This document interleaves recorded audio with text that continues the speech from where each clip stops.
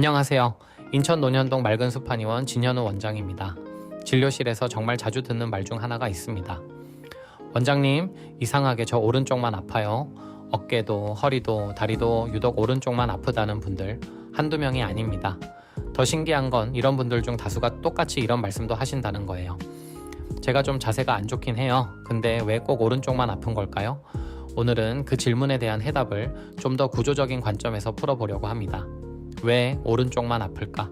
사실 몸은 좌우가 대칭인 듯 보여도 생활 습관이나 직업, 움직임의 패턴에 따라 균형이 틀어지기 쉬운 구조입니다. 대표적인 예가 이런 경우죠. 항상 같은 방향으로 다리를 꼬는 습관, 마우스, 가방, 핸드폰을 오른손으로만 드는 습관, 운전할 때 오른쪽으로 몸이 살짝 기울어 있는 자세, 이런 비대칭 자세가 누적되면 우리 몸은 아주 조용히 그리고 서서히 한쪽으로 무게중심이 이동합니다. 그 결과 체중 부하가 한쪽 관절이나 근육에 더 많이 실리게 되고 결국 통증도 그쪽에서 먼저 터져 나오는 겁니다. 오른쪽 통증의 전형적인 패턴, 실제로 오른쪽에 통증이 집중되는 분들을 보면 특정 부위에만 국한되지 않고 어깨, 허리, 골반, 무릎, 발목까지 하나의 라인처럼 연결되어 있습니다. 예를 들어 이런 케이스가 많습니다. 오른쪽 어깨가 올라가 있고 왼쪽 어깨가 내려가 있음, 오른쪽 골반이 약간 앞쪽으로 빠져 있음, 오른발이 살짝 바깥으로 벌어져 있음, 이건 단순한 자세 문제가 아닙니다. 이미 구조적으로 기울어진 몸이라는 뜻입니다. 몸의 중심이 기운 상태에서 버티고 있는 쪽이 계속 긴장하게 되고 그 긴장이 오래되면 통증으로 이어지는 것이죠. 특히 오른손잡이가 많은 한국 사회에서는 우측의 사용 빈도가 훨씬 높습니다. 그러니 자연스럽게 오른쪽 근육이 더 짧아지고 뭉치고 통증도 오른쪽부터 시작되는 경우가 많은 겁니다. 어떤 증상들이 흔하게 나타날까?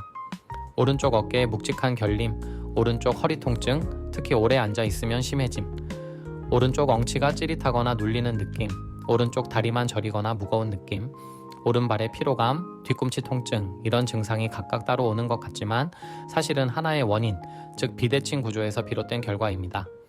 그럼 어떻게 치료할까? 몸이 기운 방향과 원인을 정확하게 파악하고 그걸 되돌리는 게 핵심입니다.